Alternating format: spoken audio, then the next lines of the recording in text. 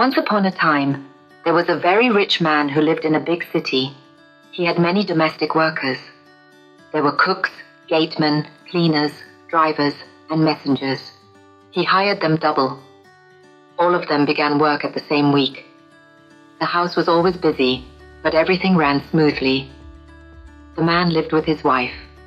His wife was very kind and always smiling. She treated all the workers with love and respect. She even helped the cleaners sometimes and shared food with the drivers. Because of her good heart, all the workers loved her and called her Madam with the Golden Heart. But the man was the opposite. He was grumpy and shouted a lot. He got angry easily and never said thank you to anyone. Sometimes the workers would whisper to each other, "How did such a nice woman marry such a harsh man?" One of the workers was a young housemaid named Juanita. She was quiet, smart, and always did her work of cleaning well. She liked Madam a lot because Madam treated her like a daughter. One afternoon, something terrible happened. The rich man and his wife had a big argument in the living room. Some of the staff were in the house and heard loud voices. Before anyone could stop him, the man raised his hand and slapped his wife. Everyone was shocked. Madam touched her cheek, looked at her husband with tears in her eyes, and said, "You will regret this. I promise you, one day you will look for me, and I will not be there. And you will see what it means to treat people badly." The whole house was silent. No one could believe what had just happened. Madam ran into her room and began to cry. Her heart was broken. How could her own husband slap her in front of the workers? Soon, some of the staff who saw what happened came to her room to console her.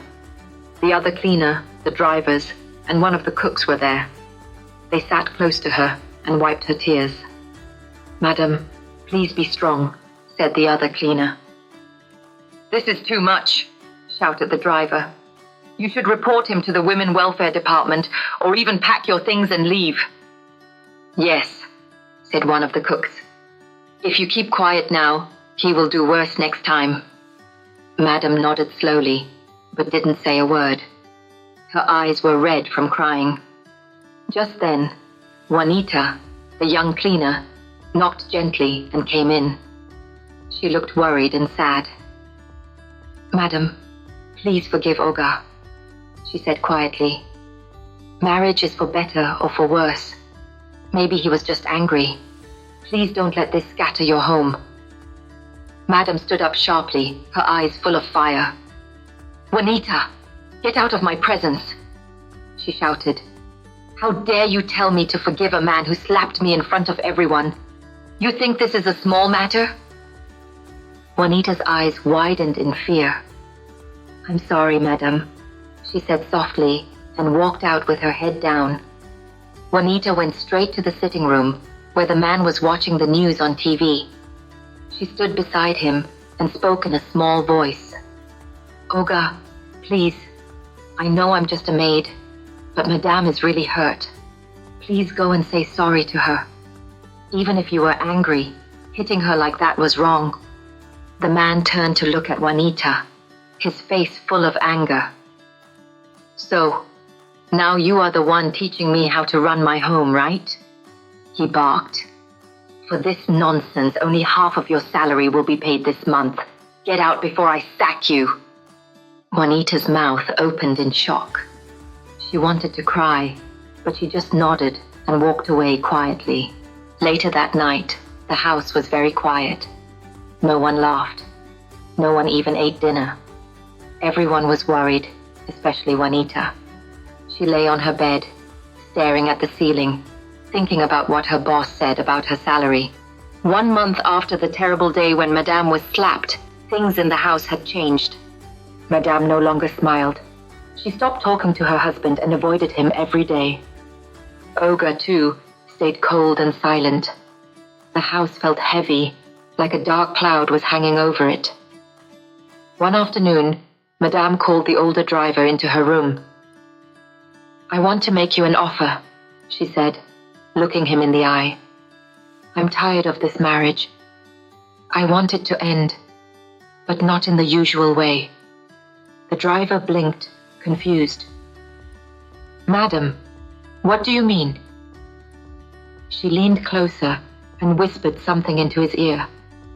The driver's eyes widened in shock. He looked at the door, then back at Madame. "If you help me," she said, "and convince the others to join us, I will reward you all very well. You'll never have to work again." The driver hesitated, but the thought of money and freedom was too sweet. "I will talk to them," he said slowly. The driver began his secret mission. One by one, he spoke to the other workers, the gatemen, the cooks, the other cleaner, and the messengers. He told them about the plan. At first, some were afraid, but when he told them how much money they would get, their hearts changed. One after the other, they agreed. But when the driver spoke to Juanita, she jumped up in shock. "What? You want me to join you in such evil?" she cried. "God forbid. I can never soil my hands with my master's blood. I fear God." The driver tried to calm her down. "Juanita, don't be a child. This man doesn't care about you. He cuts your pay and treats you like nothing." "I don't care," Juanita shouted. "What you're planning is wickedness." She ran straight to Madame's room. Her heart was beating fast as she knocked and entered. "Madame, Madame, please forgive me for entering without permission, but I have to warn you. The driver is planning something bad against Olga. He's..." Before she could finish, Madame stood up with a cold face. "I already know, Juanita," she said. "I gave him the plan." Juanita froze. "What?" "You're too loyal, Juanita. That's your problem," Madame said. Then she turned to the guard outside her room. "Lock her in the storeroom. She must not come out until everything is over." "No, no, Madame, please. Don't do this," Juanita screamed as two guards grabbed her arms. "Take her away," Madame ordered. They dragged Juanita into the dark, dusty storeroom at the back of the house and locked the door. She pounded on the door with her fists, crying, "Please let me out. You can't do this." But no one answered. The house was quiet again.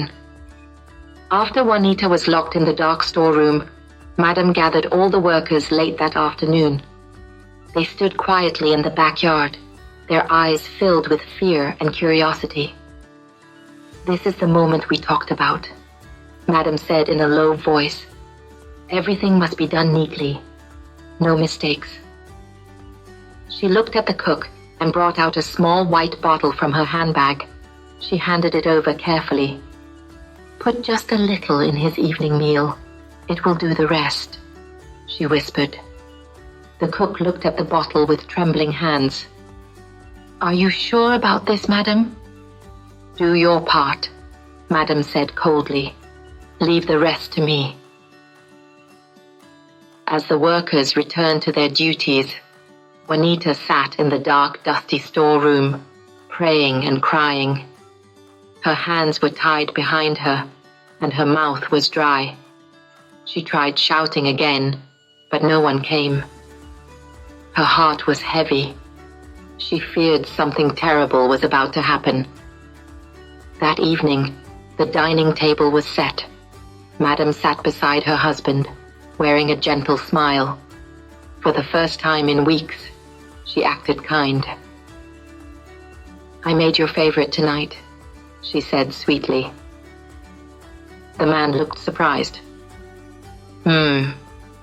That's new," he grumbled, then picked up his spoon. He began to eat. A few minutes into the meal, he suddenly began coughing. He coughed harder and harder, knocking over his glass of water. His eyes grew wide, and he clutched his throat. Madame stood slowly, pretending to be shocked. "Darling, what's wrong?" she said, but made no move to help. He gasped for air and fell off his chair. His body shook on the floor, then stopped moving. The staff, who had been waiting nearby, rushed in and helped carry him to the car. Madame followed slowly behind, still wearing the mask of a worried wife. At the hospital, the doctor shook his head after checking the man. "I'm sorry," he said. "He is dead." Madame put her hand on her head and pretended to cry. "Oh no! My husband! This can't be!" The hospital gave her some papers to sign, and the body was taken to the morgue. That night, she returned home with the workers. The house was quiet, and the news of the man's death had spread fast. No one remembered Juanita was still locked up, but inside the storeroom, her eyes were open wide. She had heard voices. She had heard crying. She didn't know yet what had happened, but she felt it. Something was very, very wrong. 1 week after the death of the boss, Juanita was still not herself. She cried quietly most of the time. She refused to eat well and hardly spoke to anyone. Her heart was broken, not just because her master had died, but because of how it happened. No one knew that Juanita had tried to stop it. She couldn't tell anyone because she had been threatened. Her poor mother would be killed if she said anything to anybody. Meanwhile, Madame was in a joyful mood. She called all the workers to the living room. Music was playing, drinks were flowing, and everyone was laughing and celebrating. Madame handed each of them an envelope filled with money. "You all did well," she said with a proud smile. "Now we are free." Just then, Juanita walked in slowly. "Madame," she said softly, "I came to tell you I can't continue working here. I'm resigning. I don't belong in this house anymore." Madame smiled gently. "Juanita, don't go yet. At least wait until after your boss's burial." Juanita nodded quietly and sat in a corner. Her heart was heavy. She looked at the happy workers and shook her head sadly. Just then, the door opened slowly, and the boss walked in, alive and strong. Everyone screamed and jumped up. Some ran to hide, some fell to the floor. One of the gatemen fainted. They thought it was a ghost. But Madame ran to him, hugged him lovingly, and even kissed his hand. The workers looked on with wide eyes, mouths open. They couldn't believe it. "What's happening? Is this a trick?" someone whispered. Then Olga spoke with a deep, calm voice. "Calm down, all of you. I'm not dead. This was all a test." He turned to Juanita and said, "Juanita, please come here." Juanita stood up slowly and walked forward, confused and still shaking. "My wife and I planned all of this," he continued. "We wanted to know who we could truly trust.